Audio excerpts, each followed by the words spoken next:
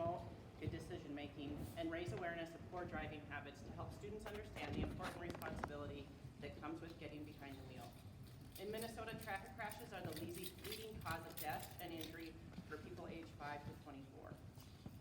The most common contributing factors to traffic crashes are not wearing a seatbelt, drinking and driving, speeding, and driving distracted.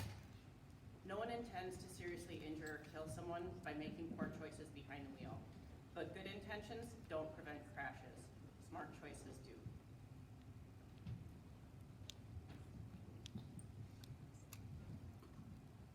Slideshow number 2. Second slide.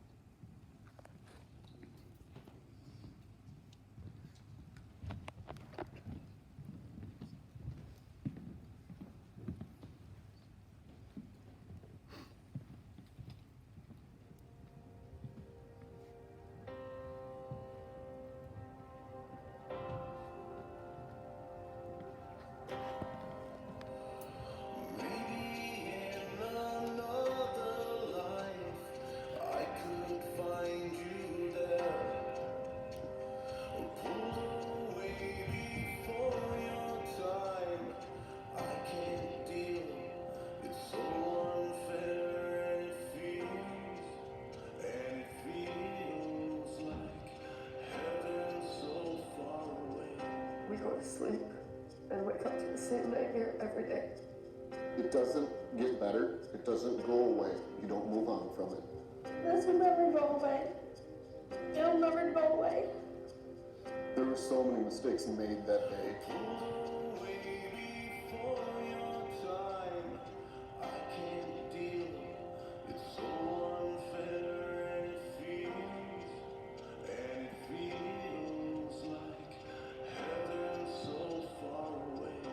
Logan's death could have been prevented. And obviously I was just a stupid, naive teenager that thought something like this couldn't happen. None of us thought it would happen to Logan, but it did. He didn't have to die that day. It feels like the world has grown cold now that you've gone away.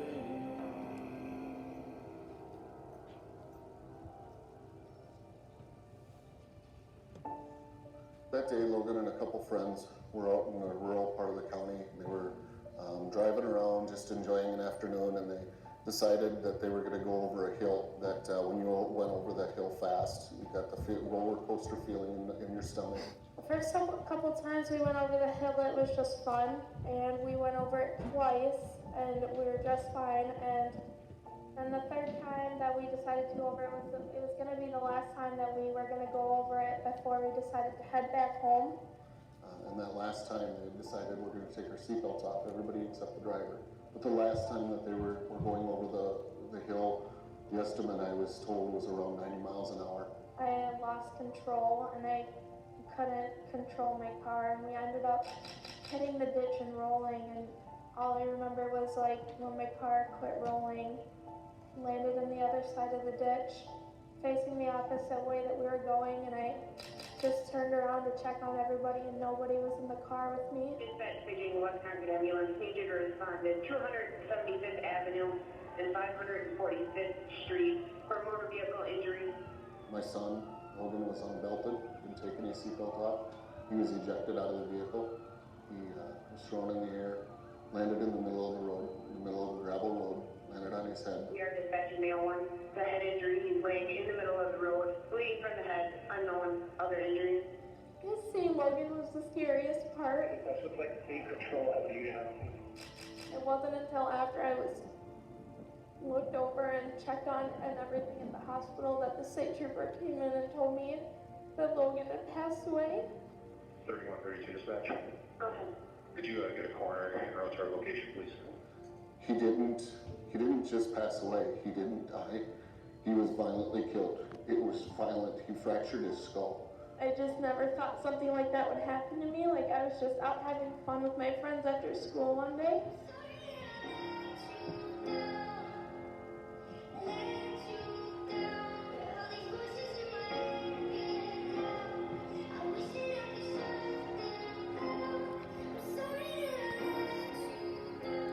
Even though I didn't intend intentionally go out there to harm any of us.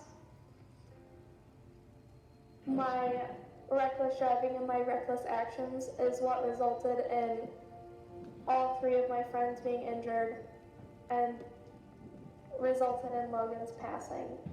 You know, Logan always wore his seatbelt, so it was hard to swallow that my son was out doing this in a car. Logan was an explorer with the Dodge Center Fire Department. He worked in public safety, and he knew what we do and what that's like, and he's seen death in a car crash. And to know that he was doing that kind of stuff and that the driver was doing that kind of stuff, they know better. And they know how fragile life is and how fast it can be taken away. I love my son with all my heart, but there are days that I'm extremely mad at him for his decisions that day, to be part of screwing around in a vehicle like that when he knows what the consequences could be, to make a conscious decision to take his seatbelt off and screw around in a vehicle. I regret every day that I didn't make sure they had their seatbelts on. At the time, I didn't think it was my job to make sure that my friends the same age as me had their belts on. But now I realize that I was the driver. It is completely my job to make sure that they do. None of us thought it would happen to Logan, but it did. He always preached it to wear your seatbelt, be safe, and then the one time it happened, where he didn't wear a seatbelt, it cost him his life. People think, oh, it's not going to be me, and it only takes that one time for something like that to happen. I'm sorry, I'm so sorry, no. I'm sorry that I let you down. That day was the worst day of my life, obviously. Got a strange phone call. Things didn't seem right. And law enforcement came to the mall, met us just outside of where my wife worked, right in the parking lot of Apache Mall. And that's when they told us that Logan was killed in a car crash. Watching my wife collapse to the ground and scream no. Watching my daughter try really hard to be strong and support the family. But you could see in her eyes that every bit of her life, the joy just disappeared. Like I was the last person to say, love you. It's a hard pill to swallow, like knowing that he just walked out the door and he's gone. I didn't expect to hear that he had passed away in a crash in like the parking lot of the mall. My son was at an away basketball game that evening, and I didn't want the rumor mill to make it to Dylan and him to find out through rumors that his brother was killed. So we had to go to that school. He tells me to sit down on the bench, and then I just get the news, and all joy and happiness just left my body. And I didn't know how to react. I just broke down, and I couldn't get myself to move even. I just didn't know what to do. It's the worst thing I've ever had to do as a father, is tell the ones I love that they lost Logan. The night that Logan died, I remember one phone call specifically that came from the medical examiner, and they wanted to know if we were okay with them harvesting his bones, tissues, and eyes during the autopsy to help others. But no parent should ever be answering that question about their children. It's been a long day without you, my friend, and I'll tell you all about it when I see you again. We've come a long way from where we began. Oh, I'll tell you all about it when I see you again. When I see you again. The day of Logan's visitation, that was the last day we got to see him. And I remember walking in and like, he's not gonna open his eyes. He's not gonna talk to you. That's gone. And then having to leave and leave him there and know that this is it. And I'm choosing to walk out the door and I have no other option. I'm not gonna see him again. I'm not gonna talk to him again. The last thing I wanted in the world was to get up and get dressed and go to my son's funeral, to know that this is me going to say my final goodbyes to my son. When I didn't actually get a chance to say goodbye or say I love you. Going to that funeral and just seeing all the firemen sitting there and just seeing the church jam-packed, like, it just makes you realize, like, this is real. Like, there's no changing it. You can't go back. No matter how much you wish you can, you can't go back. Dodge County Dispatch paging for firefighter Maas. This will 87 Dodge County. The Dodge Center firefighter reports that Logan Matt Maas has completed his last and final call. He has returned home to fulfill his duty, watching over his family, friends, and fellow firefighters. He will forever be in our hearts. May he rest in peace. Dodge County clear. 1502. You just lost your 18-year-old son that should be having fun, finishing high school, graduating, moving on to college, military, his adult life, and all of that slips away in just that split second. As a family, we lost our son. Our brother, our grandson, our nephew, and our cousin. And it's with us every moment of every day. We go to sleep and wake up to the same nightmare every day. I know that I've changed their lives forever and that they paid the ultimate price for my reckless actions that I could have controlled easily and that I didn't. Logan's death had a huge impact on not just our family, our immediate family, extended family, the community, the fire department family. It devastated this community. It devastated the school. When you're in a school this small and you're in a community this small, it touches everybody. So I don't think there was a student that was unaffected at all in any way. It just sucks because I'd walk through the hallways that year and I'd walk by his locker and he's not there. Or I'd walk down the hallway, he's not there. Go to lunch, he's not there. Like, even Logan's seat in the lunchroom, was kind of a forbidden spot for other students to sit. His friend group, it was like they left that lunch seat open for the rest of the year. It doesn't ever go back to normal. You will find a new normal, but it's not the same as it was before. You're missing someone. There did come a point where I was really worried about the staff as well. With this happening in December, we had a lot of the school year left. And I know it personally impacted the staff.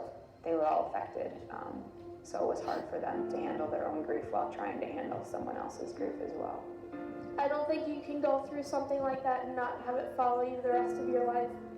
There was a lot of rumors that people just wanted to try and have an explanation for what happened. I think one of the most difficult things you deal with in any of these kinds of situations is the misinformation. Trying to help them focus back on what is fact, what do we know, and what can you really do? There's no such thing as a day that goes by that you don't think about who you've lost. I miss his smile. I miss his energy, the way he could make anybody laugh at any point in time. But constantly there's an empty bedroom, an empty chair at the dinner table. I really miss having those moments where I can go to him to complain about school, parents, sister, anything. I just really miss being able to go to Logan and ask him for advice. There has been a few times throughout these last few years where I've had something come up and he was like the first person that came to mind to call. And it's not an option. No one should have to go through what we have. No one should have to suffer through the loss of, oh, I've lost a brother, I've lost a best friend, I've lost a son. You shouldn't have to go through that. No one should. You should be standing with your arm around me. And you know that if I had just one wish, it'd be that you didn't have to miss this. You should be. There's a bench sitting out in our front entryway, and I hope that they think of Logan and what could have been avoided as they walk past that every day, because they'll see it when they walk in the door of the school. You should be.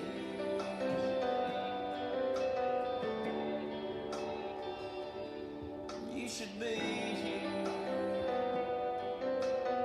People think like, oh, if I say this, I'm not going to be cool, like no one's going to like me, but yet, when you think about it, I'd rather not be cool and still be alive. Like, just be that person that when you get in the car, make sure everyone has your seatbelt on. I think about it every single day. I think about Logan every single day. I want people understand that it takes 1 second for your entire life to change. And once that second is gone, you can't change it. You don't get a second chance. You don't get a redo. She made a vital mistake that she shouldn't have made, and it could have been prevented.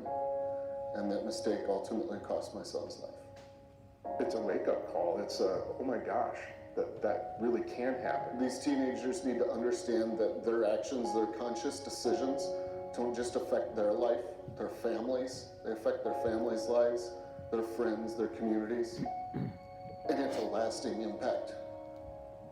I don't want them to make the same mistakes. I want them to wear their seatbelts and not screw around in a vehicle. It wasn't an accident. It was a crash, and it was a preventable crash. He didn't have to die that day. And that finality of death becomes very real, because I'm never going to get to see my son again. I'm never going to get to tell him I love him.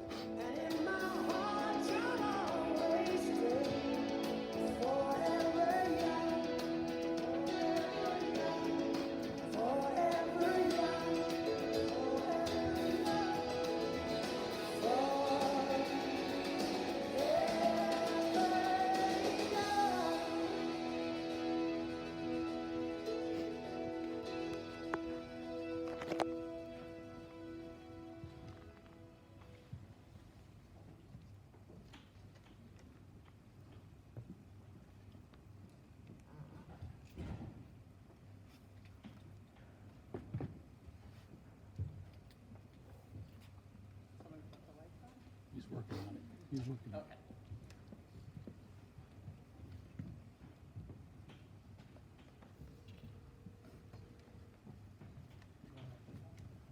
What was that? Microphone? No, I'm just kind of waiting for the lights here to come back on.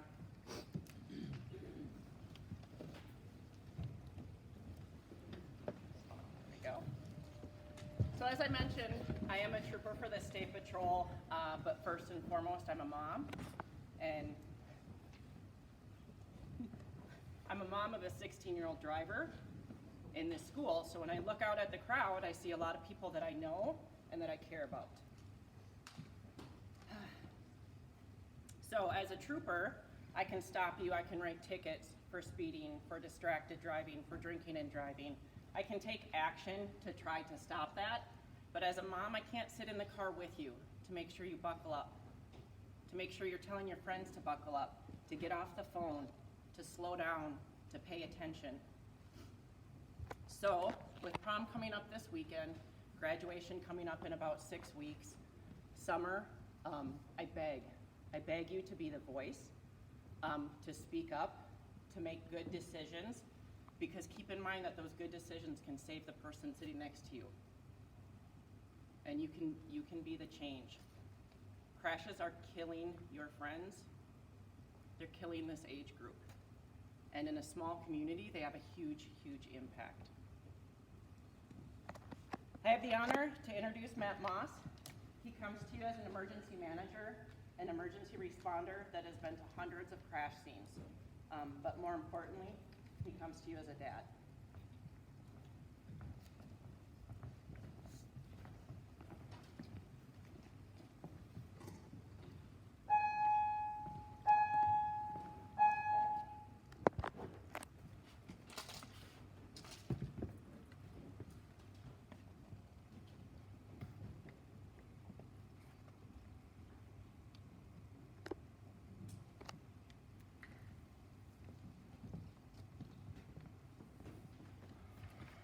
Good afternoon.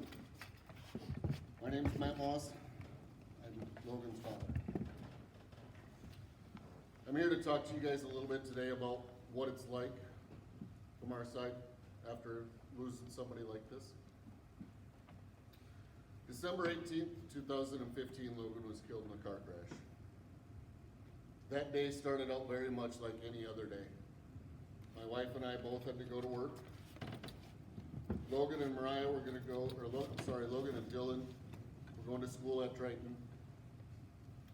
My daughter was home from Mankato State University for Christmas break.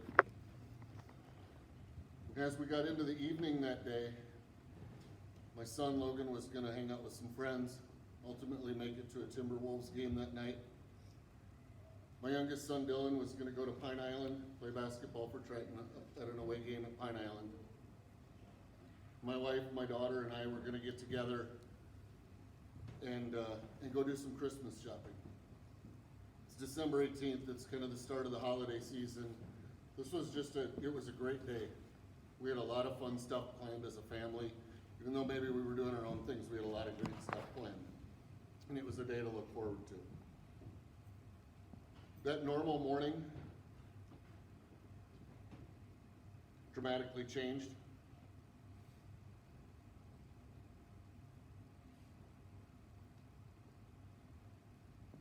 And this is what it turned into. 4 teenagers were in a truck south of Pine Island when it rolled. They lost a classmate in a car accident Friday evening. An 18-year-old Triton High School senior who did not survive. 18-year-old Logan Maas, who was also a volunteer firefighter, lost his life in this crash. Tonight we are learning more about Logan Maas' story and how he lived his 18 years. He would actually inspire his father. It was good to see him working as a team.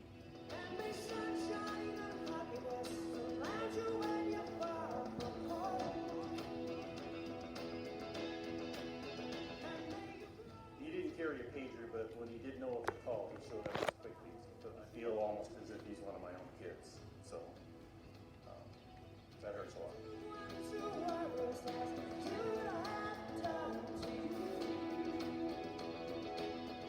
Well, that young man was giving in every aspect. He'd show up. There are cleaning tasks and stuff like that. He jumped into absolutely everything.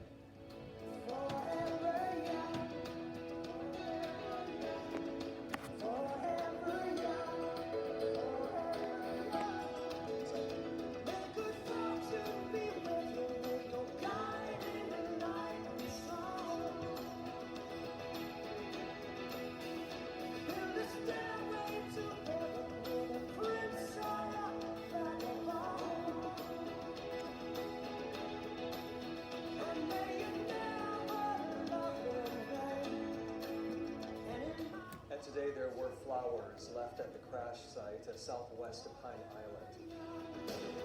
Logan's funeral will be tomorrow at Faith Lutheran.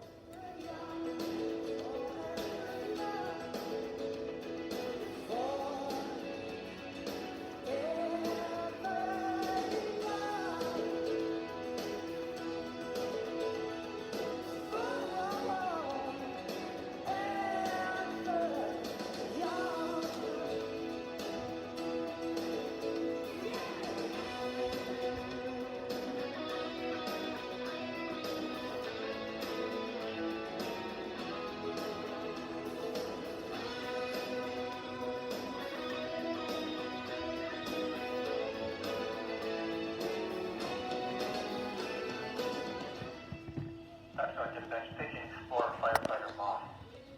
National Dispatch Paging Explorer Firefighter Maas.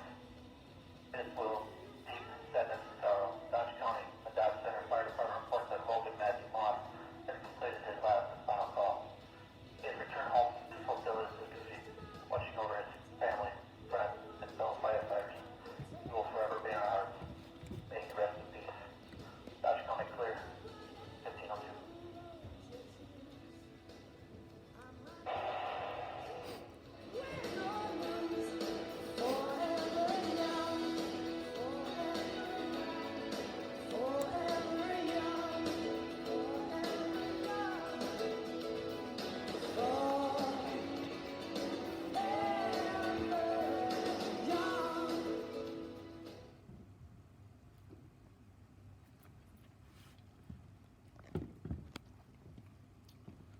That normal day, as you can see, changed quite a bit.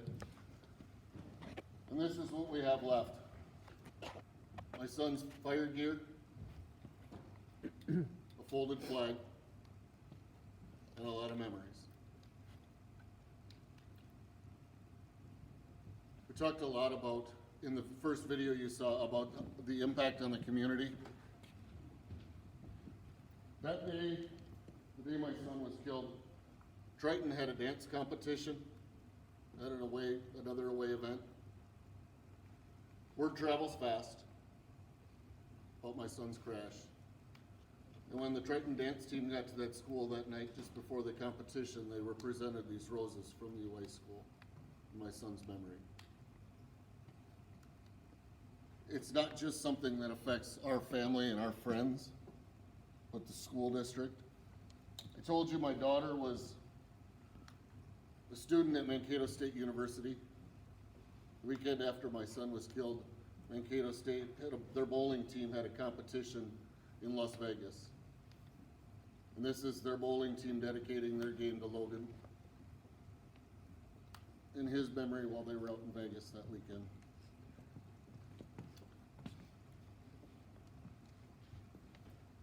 This is Logan's senior prom. His friend group decided that they wanted to make sure he got to prom as well. He carried a sweatshirt with his fire number on it, his logo, through the Grand March at prom to make sure he got to go as well. Hard to see in the picture, but the entire gym, the auditorium everybody was standing and applauding that group of friends for remembering him and bringing him with. It doesn't just impact a small little community. It impacts everybody, and it's huge, and it sticks around for a long time.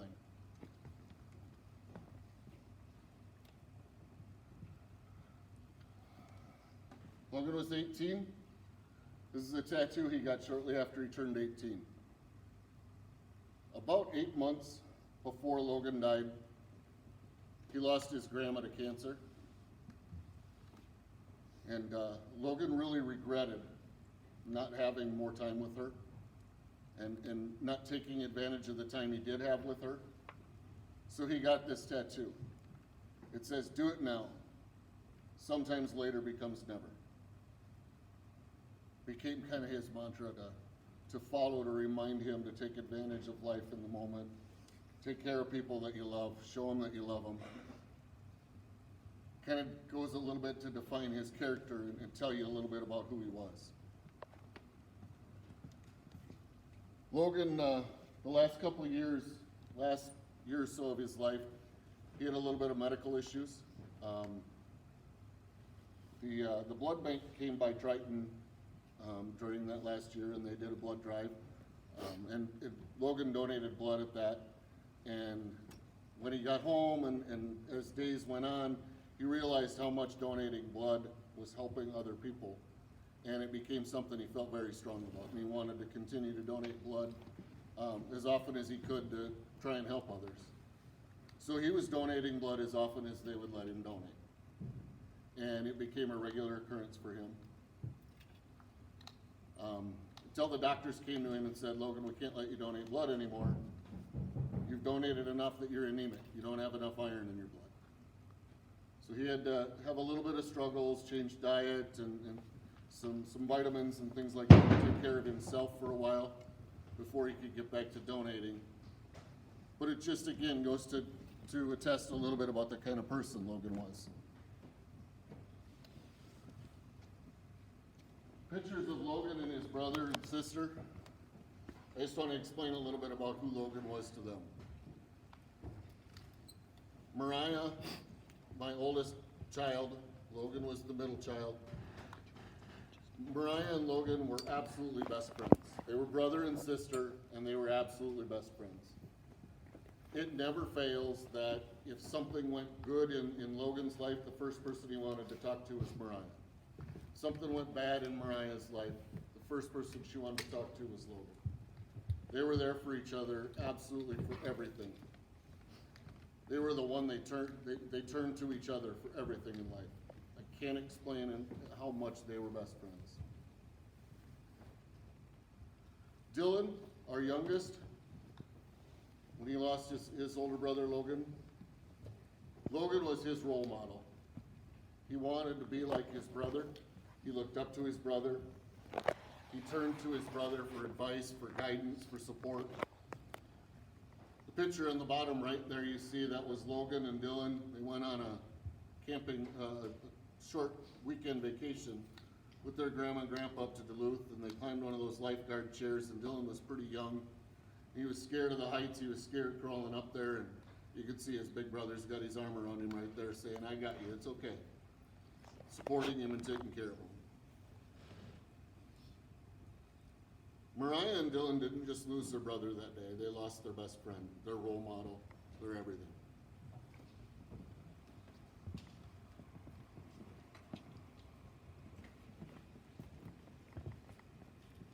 We got notified of Logan's death. You heard in the first video, we were at Apache Mall. We were just starting Christmas shopping, and we got notified.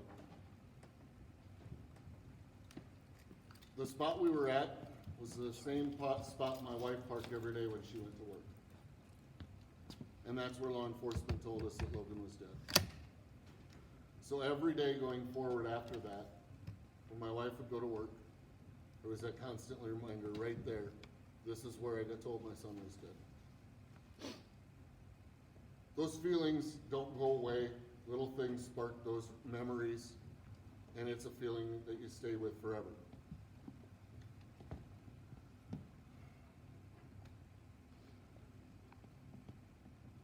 You can see how happy Logan and Mariah and Dylan were together. By show of hands in the room, how many of you guys have a sibling, a brother or sister?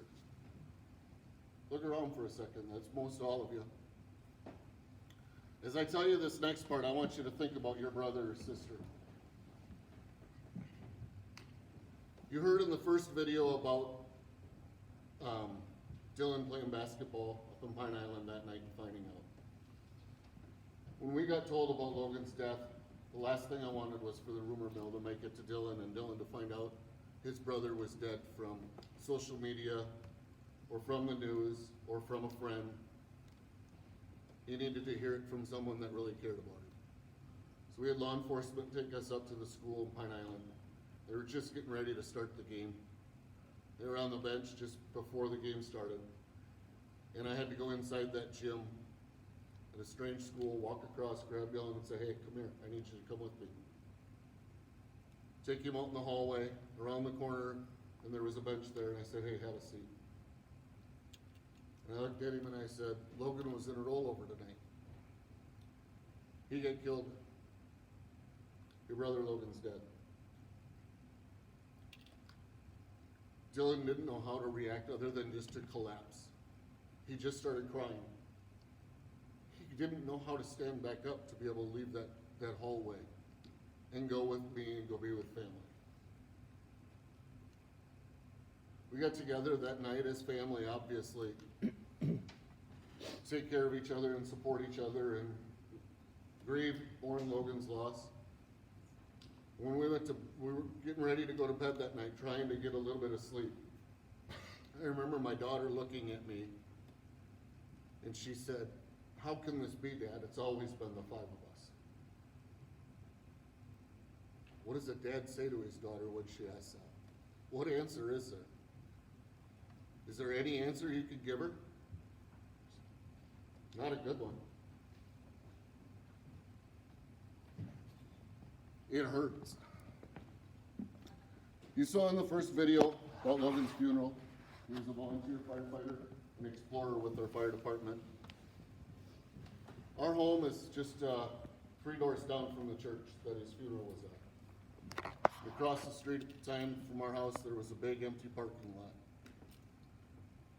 And this is what we could see out our front windows as we got up out of the house that night for Logan's funeral. All the firefighters and EMS from around the area, all of those departments came to show their support for Logan, the support for the family. Grieve Logan, be there to support us.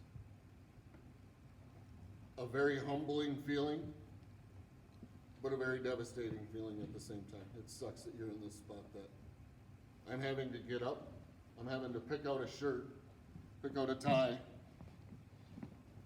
and get dressed to go to my son's funeral. If there's ever anything I didn't want to do in my life, that was it. But I had no choice, like my daughter said. We had to go.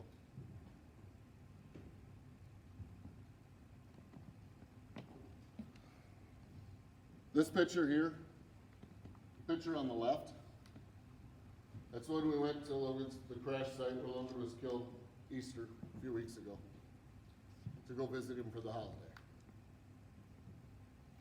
The picture on the right, that's the first Christmas after Logan's death. My family going out there to remember him, spend a little bit of time with him, and just try and be together for the holiday. I can't explain to you what it was like. He died December 18th. We're rolling into Christmas. Do you know what Christmas was like?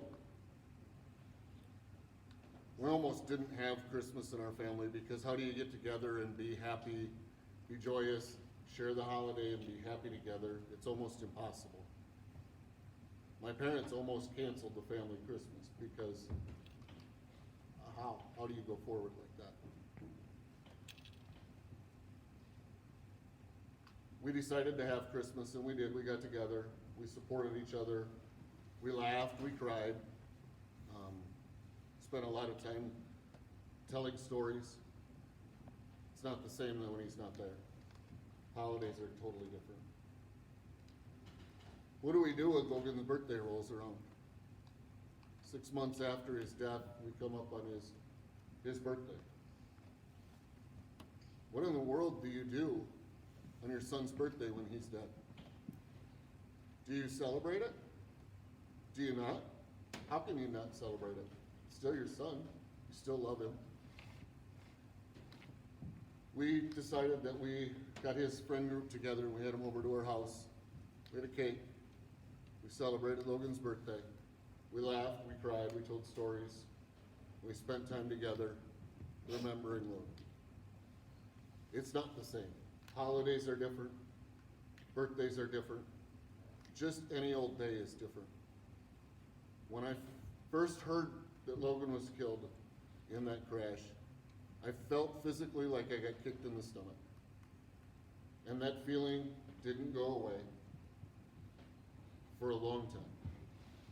It still hasn't gone away.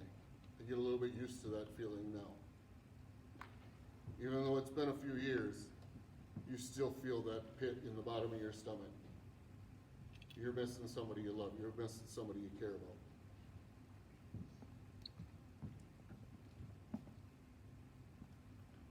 Told you about Logan's tattoo. That's his class mural at Triton.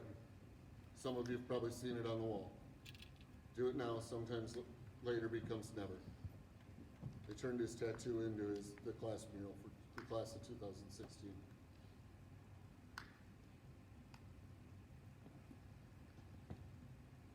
My daughter, after the crash, went on to graduate from Mankato State University.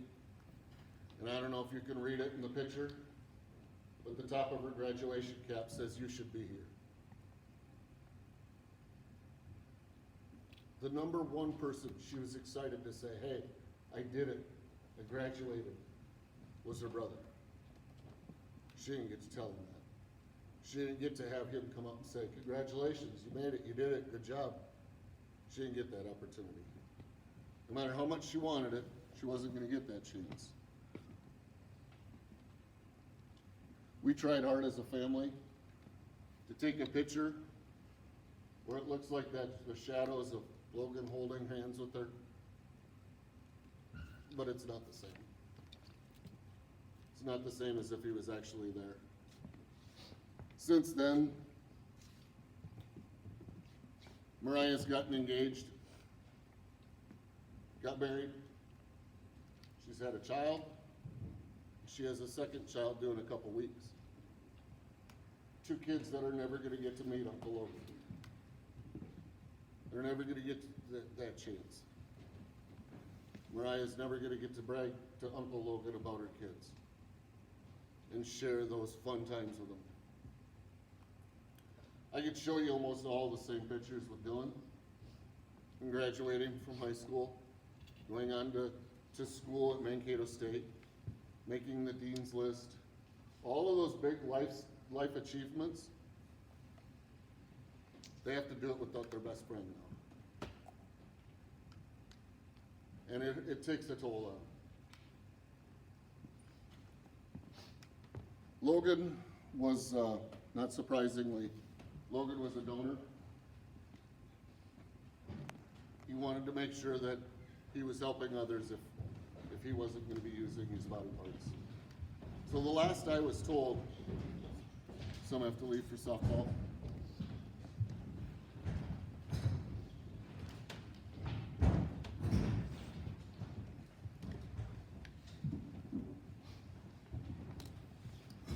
The last time I was told, Logan's donations as a donor went to 96 different people. And I know that there's one as a firefighter that Logan is pretty proud of. It was a little young girl that was burned badly in a fire that received a skin donation from Logan. Very, very proud of Logan for that, but it still hurts because I should still have him here. Not just telling stories about his donations. You know, something that never gets thought about, never gets talked about with these type of situations. The driver, you heard her say it, her actions, her decisions caused the crash that ultimately cost my son's life. That becomes a criminal matter. That becomes criminal vehicle operations.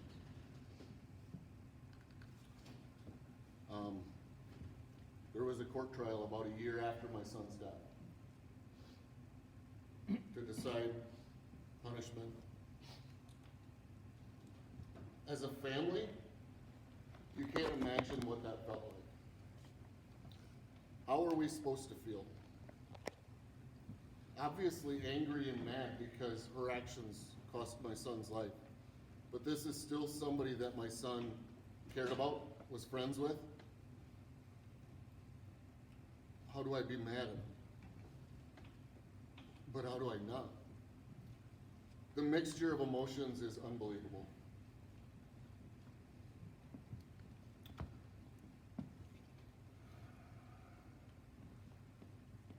Anger, guilt, grief, those are a few different things that we feel pretty regularly still today. I'll never forget, it was really hard to just move on with the daily activities after losing Logan. And I remember saying to myself, I'm never going to be happy again. This sucks. And I couldn't smile for a long time. I couldn't be happy for a long time after his death. But then I do remember one day something happened at work, kind of laughed and giggled a little bit, smiled, and then as soon as I saw that I was laughing and giggling and smiling a little bit, I was immediately mad at myself because how dare you laugh and be happy when your son's dead? The feelings you go through are unbelievable. It's not just me. It's not just my family. You've heard about the community, but think about the driver. I guarantee she thinks about Logan every day. She has the memory of getting out of the car and seeing Logan laying in the middle of the road dying. She has to live with that memory every day.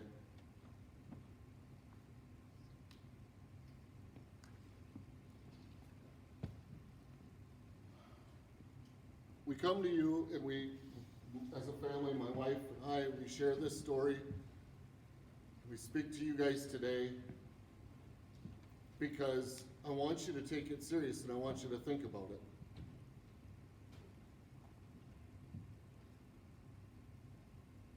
Being behind the wheel of a vehicle is a huge responsibility. Take it serious. I don't want your guys' family to go through what our family has had to. It hurts and it lasts forever. And I don't want to see another family go through it. So please take that responsibility serious. Take care of each other and make good decisions when you're behind the wheel. Thank you.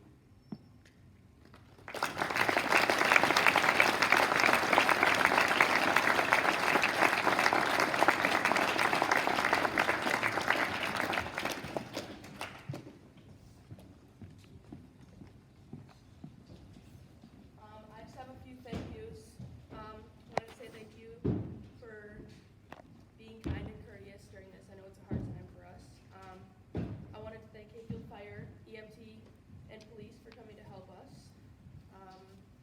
also like to thank Matt Maas and his crew for organizing this whole thing, and the SAD group for dedicating their time to plan this. Lastly, I'd like to thank Deputy Skatson and Lieutenant Colonel Christina Bogoyevich for speaking today to all of us. 8.1% of car crashes are due to distracted driving, so for those of you going to prom on Saturday, or just anyone else traveling this weekend, this is your reminder to not distract the driver, and make sure that if you are traveling somewhere, to be safe. There's also a big piece of paper over on the stage over there that says, "I promise to," and you can all sign it. There's markers over there as well. Maybe it's you making a promise to wear your seatbelt this weekend, or just a promise to be safe in general. Thank you for being here, and coming to the mock crash and assembly, and be safe.